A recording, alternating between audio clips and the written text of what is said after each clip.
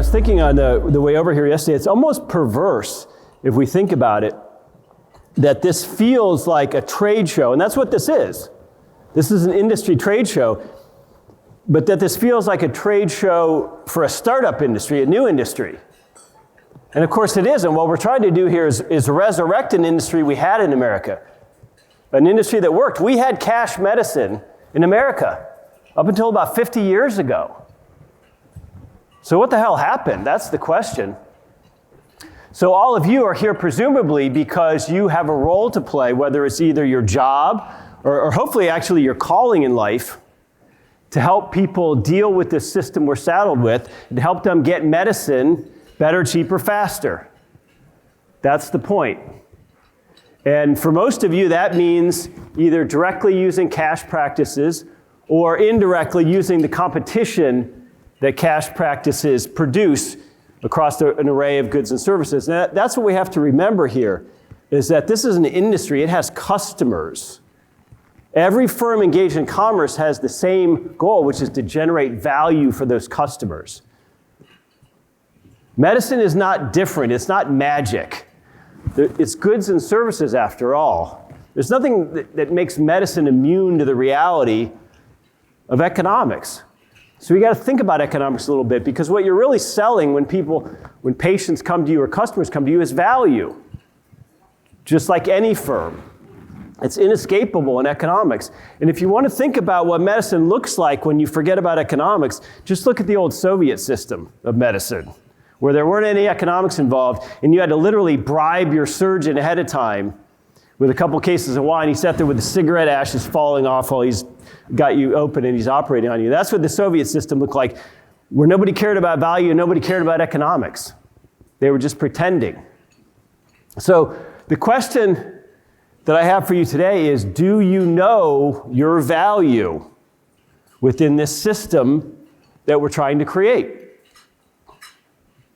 But the beautiful thing here is we don't have to think too hard about what it is we're trying to create, because we've already seen it. We already know what it is. It's very, very simple. It's cash for basic services, whether that's at the low end, someone going to a Walmart clinic, or whether that's at the very high end, Barbara Streisand with her personal concierge doctor visiting her at home. Cash for basic services, high deductible catastrophic insurance for serious illness or accident.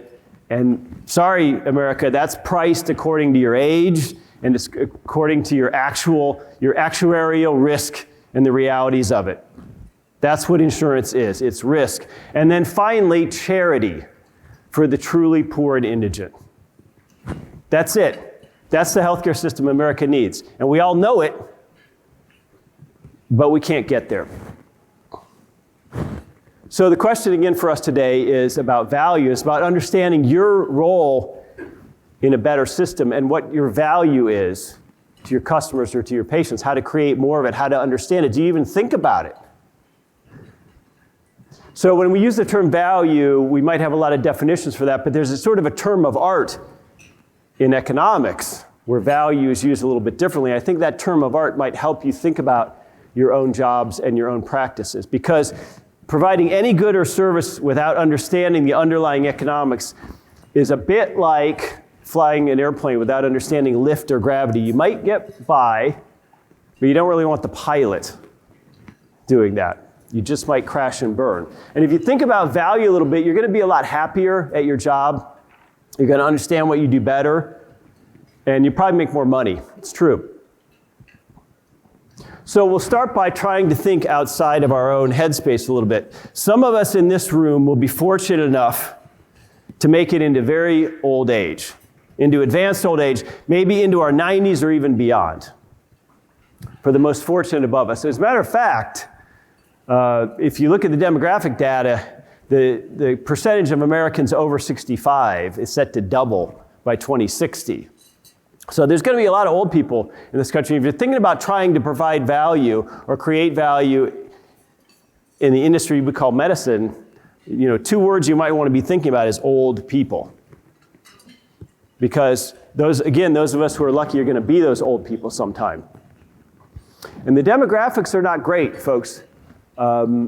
not just in America, but across the West, we're going to have a lot of older people, and we're going to have fewer and fewer younger people. Let me give you a quote from a German politician. Wer wischt uns den Arsch ab? Translated to, who will wipe our asses? And this is that German politician fretting about how there's not going to be enough young people around to deal with all these elderly Germans coming up. And that's the same case in the United States. So who will perform that task for us?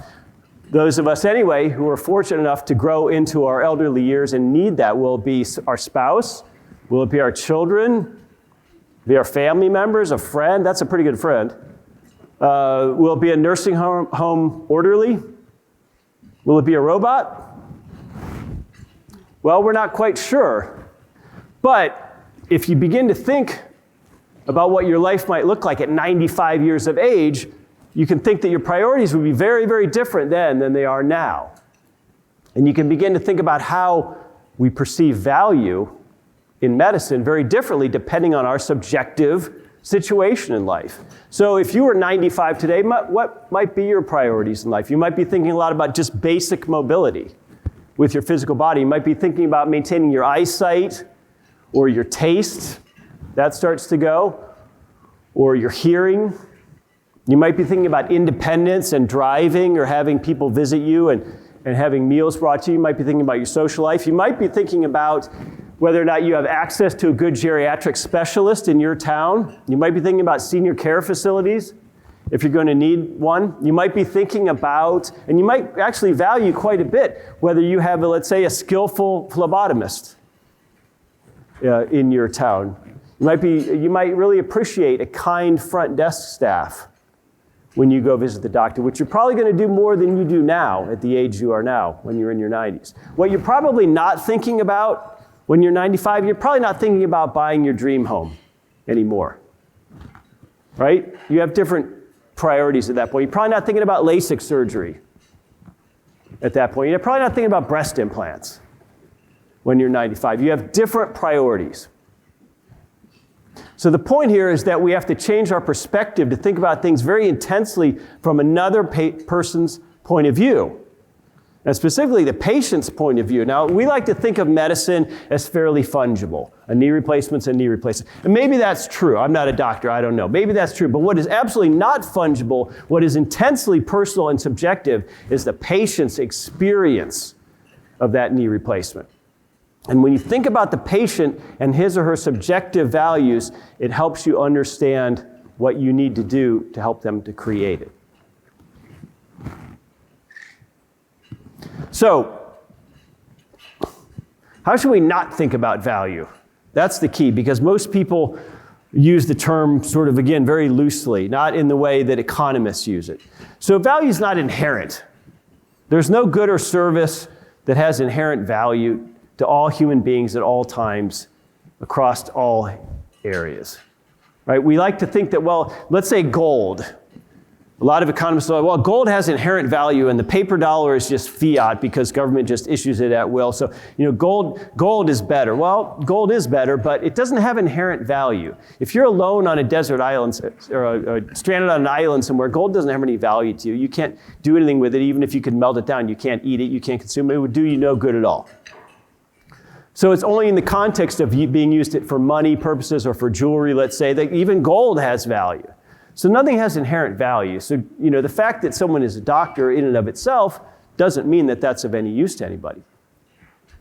Now, we like to think of value as a bargain, right? A good bargain that has a lot of utility for us.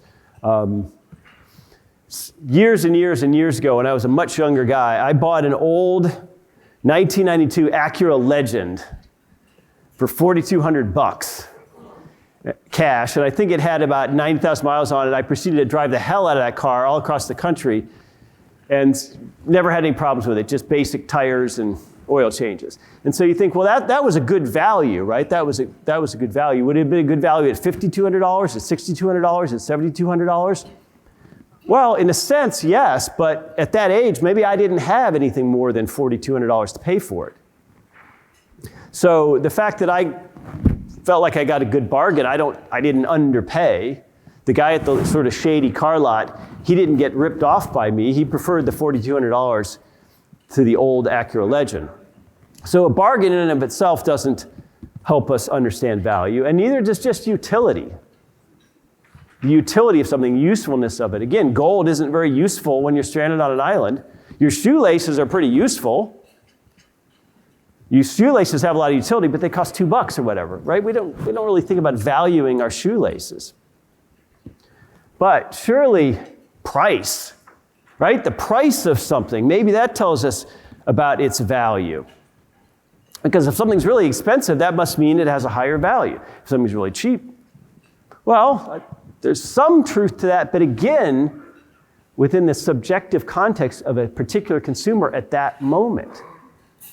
So at the Oklahoma Surgery Center, a rotator cuff costs $6,149.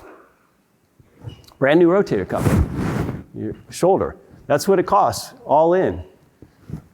But there's lots of places where a rotator cuff costs way more than that. And that surgery with your anesthesiologist and the hospital stay and all that might be $10,000 or $20,000 or whatever it might be. So when you have the exact same procedure, the rotator cuff, at two different places with very different prices, then we can't just say, well, the price in and of itself helps us understand the value. It doesn't. It's not enough to know the price. So how about the cost? How about if we forget about the retail price or even the wholesale price, we think about the cost of the good or service that you're providing to patients or otherwise, to your customers, to employers, to plans. Well, what about the cost? Because I have costs. I have to run my business. I had to go to college. I had to do all these different things. I have costs like rent. So all these costs come together, and that helps me understand what I need to charge in order to make money and to be profitable. So surely that cost says something about the value of the good or service I'm providing. Well, we'd like to think it does. And this is certainly what Adam Smith, what the person many people feel is the founder of modern economics, this is what Adam Smith thought. He said, well, we understand something has value because it has a lot of cost. And so, since all of that went into it, it definitely has value. Well, it turns out that isn't the case, because we can look at all kinds of things that cost a lot and potentially have no value, right? Like a Cadillac Escalade with no gas in it on the aforementioned island where you're stranded. It doesn't really do you much good. It doesn't have much value. It doesn't matter that it cost Cadillac $50,000 to make it, or that cost you $65,000 to buy it. What about those MRI machines? Who knows what the future of imaging is going to look like? Is it going to be wearable? Is it going to be transportable? We don't really know, but there's probably going to be some great leap forward at some point in imaging, right? So that $1 to $3 million MRI machine, that might become a pet rock real quick. It might have some salvage value. It might be sent to a third world clinic or something like that, but it's not going to be worth what it cost you. The value is a different thing than the cost. And finally, probably the worst misconception about value is based on labor. Now, this is the ultimate Marxist delusion.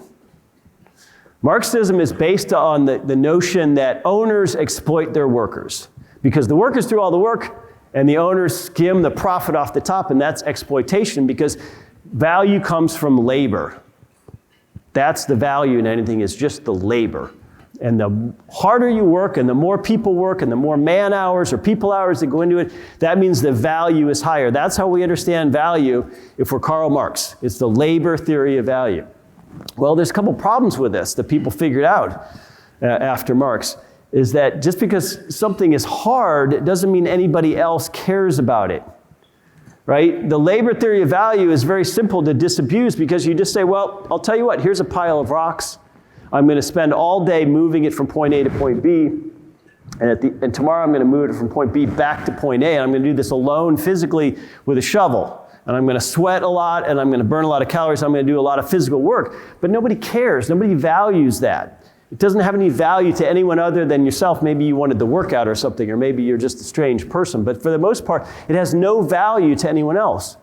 Okay, so we understand that the amount of labor that goes into it does not imbue a good or service with value, no matter how much we might wish it does. And an example of this is there are doctors out there in the world. They went through a lot of labor to get that medical degree. They went through maybe a decade or thereabouts where the college and all those nights of studying and all those tests and that residency and that board certification and maybe a few $100,000 in debt. And they put in a heck of a lot of hard work to become a doctor. And there are doctors who did all that hard work and they're out there hurting people. They're committing malpractice. They're making their patients worse off. These doctors exist. So what did all that labor create? Did it create value for the patient? No, it created negative value. The guy's committing malpractice, for God's sake. So value is not inherent in the amount of labor you put into something. So hard work is very important. It's its own reward in many ways. But when you're thinking in terms of the good or service you provide, don't be thinking in terms of how hard it is, the labor per se, because that's not where the value is found. Not for your customers and not for your patients. So, what is value then? It's not labor, it's not cost, it's not utility, it's not inherent, it's not any of these things that economists have argued about. Well, it turns out that we figured it out. We figured it out almost 150 years ago, in the late 1800s. In the 1880s, a few different economists all figured out that value is subjective. It's subjective, it's not objective. There's no objective value in an ounce of gold absent, what humans in a certain setting say, well, okay, that's worth to me. But in another setting, it's worth something very different. So there's no inherent value even in gold. It is subjective. That's what economists came and figured out in the late 1800s. It's called the Marginal Revolution. And the problem that they had to solve was a problem that Adam Smith couldn't solve back in England in the 1700s. He said, well, it was called the diamond water paradox. I'm sure some of you have heard of this. Well, why is it that water, which is not only useful to us, water is actually physically necessary for us to sustain our lives. We have to drink water to live as human beings, to exist, to not perish. And yet, a bottle of water here is $1, or it's probably $2 now. But nonetheless, it's a couple dollars, and a diamond, you'll go to Harry Winston Jewelers on Fifth Avenue in Manhattan, and even for a small diamond, you might pay $50,000. And what does that diamond do for you? Well, you can't eat it, you can't drink it, but nonetheless, you will pay multiple thousands of times more for that diamond at Harry Winston than you will down the street from Harry Winston in a little bodega for a bottle of Aquafina water. So why is that? Why will you pay so much more for a diamond? Well, it's because value is not inherent in the diamond or even in the water, but it's the satisfaction that we attribute to them. So if you go back to that island where you're stranded, assuming that island's surrounded by, let's say you're Tom Hanks, and it's surrounded by salt water, and there's no fresh water on the island, you would give all the diamonds in the world for a bottle of Aquafina water within about 24 hours or so of becoming stranded on that island. Certainly within about 48 hours. You would give all the diamonds in the world for a single bottle of Aquafina water to keep you alive another 24 or 48 hours.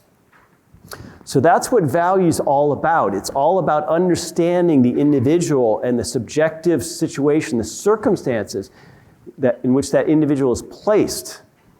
So value is really a name for a process. It's an attitude or a disposition that a particular person adopts, an individual, towards a good that he or she chooses to value. And we hope and we assume that fresh drinking water is going to remain available to us in America for the foreseeable future. So yes, it would be awfully nice for a wedding, an engagement gift, or an anniversary gift or whatever, to buy that beautiful diamond at Harry Winston. And if you're able to do so and you have the money, you can go do that and probably not worry about running out of water. So in that context, for that buyer, the Harry Winston diamond's worth a heck of a lot more than a bottle of water. But this is a highly subjective process. Okay, and it's not always financial, right?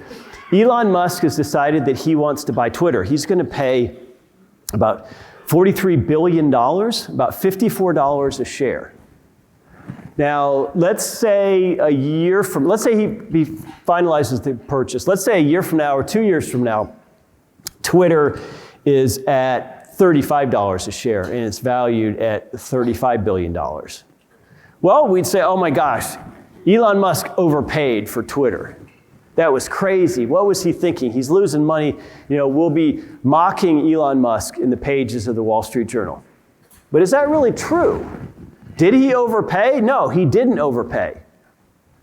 Because at that instant moment, right here, right now, Elon Musk values Twitter and owning it and controlling it more than he values, apparently, $43 billion, which he's either paying out of pocket or he's on the hook for with some creditors. So we have to understand that his rewards for buying this company may not be purely financial. Twitter's never paid a dividend. It's never made any money. It only grosses like $5 billion for a company with as many users.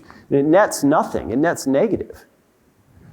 It doesn't pay a dividend. What's he buying? An income stream? Apparently not. But the point is that subjectively, he would rather have Twitter and his vision for Twitter than $43 billion. And the reason is because he's really, really rich. If he didn't have many other billions of dollars, he probably wouldn't have the same perspective about buying Twitter. But he's not overpaying. It doesn't matter whether it goes down or up in the future. At that instant moment, he's not overpaying. What about Mark Cuban here in Dallas, Texas? Mark Cuban bought the Dallas Mavericks. Another rich guy. Now, I'm sure there are lots of things he could have bought with that same money that might make him a greater return. Maybe just simple investments. Who knows? He could have gotten into all kinds of private equity deals. But he chose to buy the Dallas Mavericks, and we have to assume that's because he just wants to have the cachet, maybe, of owning a sports team and rubbing shoulders with the athletes and the celebrity culture around that, and being a player in the Dallas-Fort Worth area because the local community cares a lot about the basketball team. Maybe he loves basketball. Maybe he just loves the game itself. So there's all kinds of reasons for Mark Cuban to value the Dallas Mavericks more than he paid for them. But that doesn't mean that he thinks he's going to make a bunch of money off the Mavericks or he's going to sell them for more than he paid. It just doesn't necessarily compute. So this is subjective. This is highly subjective. Really, really rich people have different values than we mortals here in this room. And that's because, again, of this marginal revolution that I mentioned economists had figured out finally in the 1800s. I wish we would just think about them today when we're making gross errors in our public policy decisions.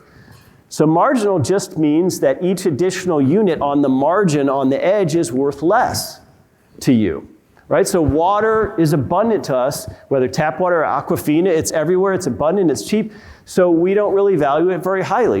I can walk out of this room and get a bottle of water right outside there in the hallway. It's very easy. It's available to me, okay, because there's a lot of it.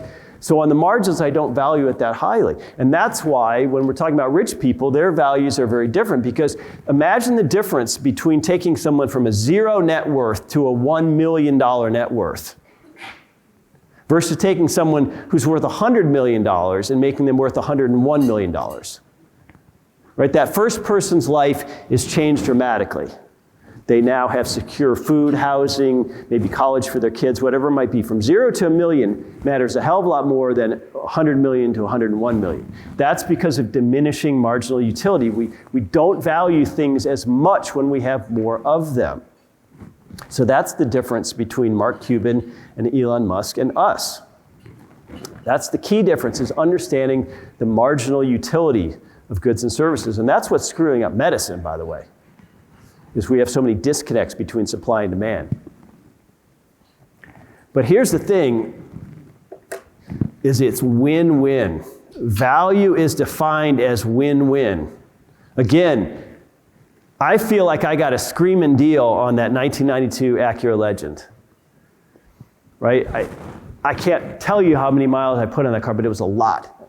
And for $4,200, that's probably the best value I ever got in my life from a material object. But did I get one over on that car lot dealer? No. I have no idea what he paid for it, or what he wholesaled it for. But the bottom line is at that instant moment, he valued the $4,200 more than he valued having that car in his lot, because that's what he thought he could sell it for. So that was a win-win, and that's the key. Everything government does, everything it touches, is zero sum. There's a winner and a loser. When we were talking earlier about, one of the speakers on stage mentioned that, look, someone's going to be hurt by this. These premiums keep going up. It's the insurers. They're going to, if DPC continues to grow, they're going to be hurt by this. Well, that's because that's a government-created model of mandatory insurance. So everything government does is zero sum. Medicaid, Medicare, Social Security, all these things, zero sum. But everything about creating value is win-win. Everything you have to do in your profession has to be win-win. In other words, you have to benefit, the patient or the customer has to benefit. Okay, that's the key to every successful transaction that's not coercive or fraudulent, is that it's win-win. And we've lost sight of this. We think doctors and nurses are slaves to us. We think that we're owed health care because we were born into this world. But nobody thinks we're owed water for free. Nobody thinks we're owed cars for free. Well, I guess some people do, but I don't. So here's the problem with win-win value in our current society, is that when you add a third party to the mix, like an insurance company or a government entitlement payor, or even a fourth party to the mix. Let's say the US taxpayer. How about the British taxpayer with their National Health Service? Let's say you call for an ambulance in London, and I read a story the other day about a 30-hour wait in the UK for an ambulance. 30 hours, I think if my carotid artery is spurting blood, I'd like something a little quicker than that, I'll call Uber. So it was a 30-hour wait. And I think to myself, okay, well, clearly the customer is not going to think that, the poor patient's not going to think they got value out of that. But then what are the values of the NHS in Britain? Do they care that it was 30 hours? Does that affect their bottom line, their funding from the government? Well, it's hard to say, because you have a three-party triangle there. You have the poor guy calling the ambulance, and then you have the care provider, which initially is the ambulance driver, I guess, and then ultimately the doctor when he gets to the facility. And then on the third leg of the stool is NHS, the payor. So how do you determine value and whether it's win-win and people feel like they're subjectively better off when you have a third party? It becomes impossible. It muddies the water. The question becomes distorted. You can't understand what value is, because the NHS bureaucrat may have a very different set of immediate concerns in terms of their own self-interest, maybe a raise or a promotion or something, than the ambulance driver does, than the patient does, because government is involved in that transaction to the degree that it is no longer win-win. It's not market-based. We can't understand or make sense of the values. And then what if we introduce a fourth party to that transaction, the hapless British taxpayer? So now we have four parties involved. We have the patient, we have the caregiver, we have the administrator, the NHS, and then we have the taxpayer at gunpoint, paying for this stuff.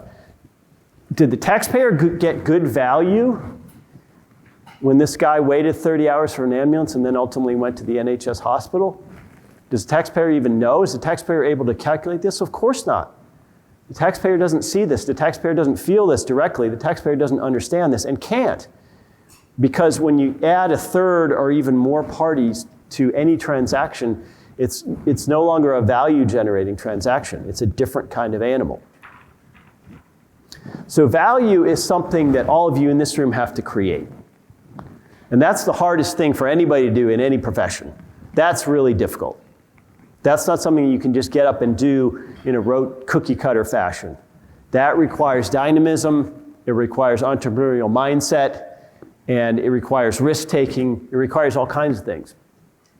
But again, remember, the patient is the ultimate judge of what you do, or the customer, the client, if you're not directly dealing with patients. They're the ultimate judge of whether you're creating value for them. And so because they have their own feelings and emotions and their own values and what they want out of the transaction, you're really facilitating it.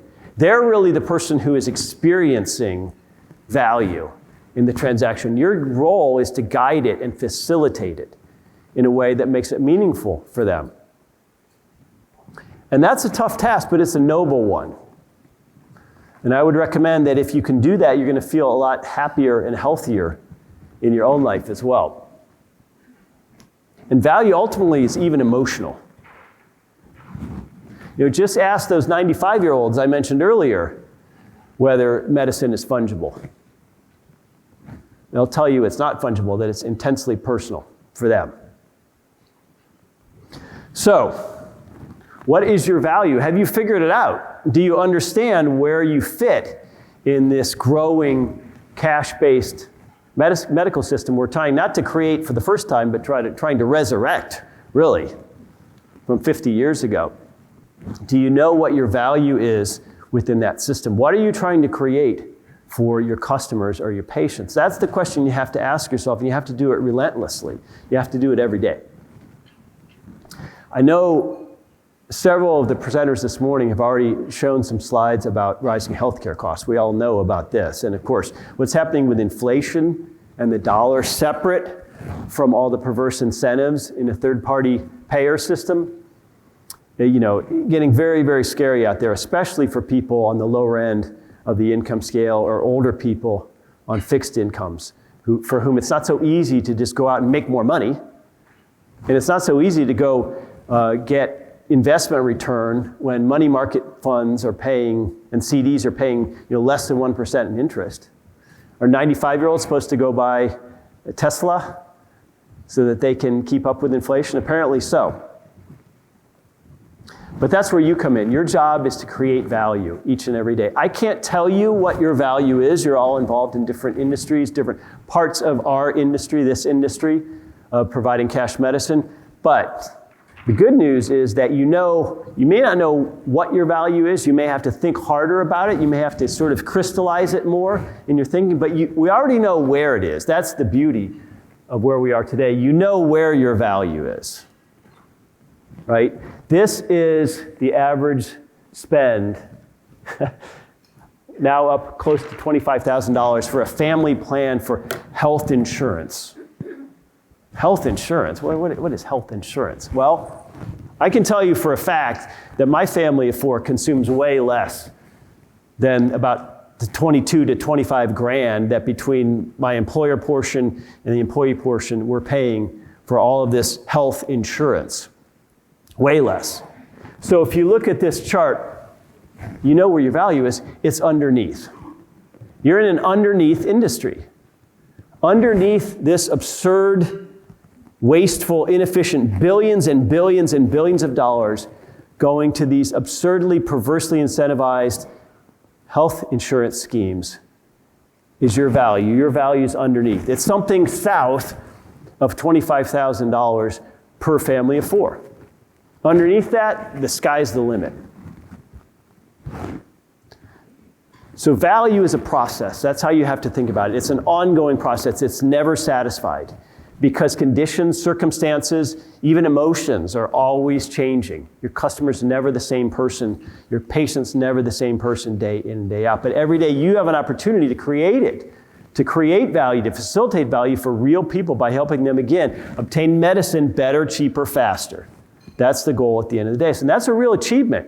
If you can help people get better care for less money, that to me is a heroic effort. And that's value. That's win-win. That makes you better off and it makes the patient better off. That is creating value. And value, ladies and gentlemen, cannot be faked. Thank you very much.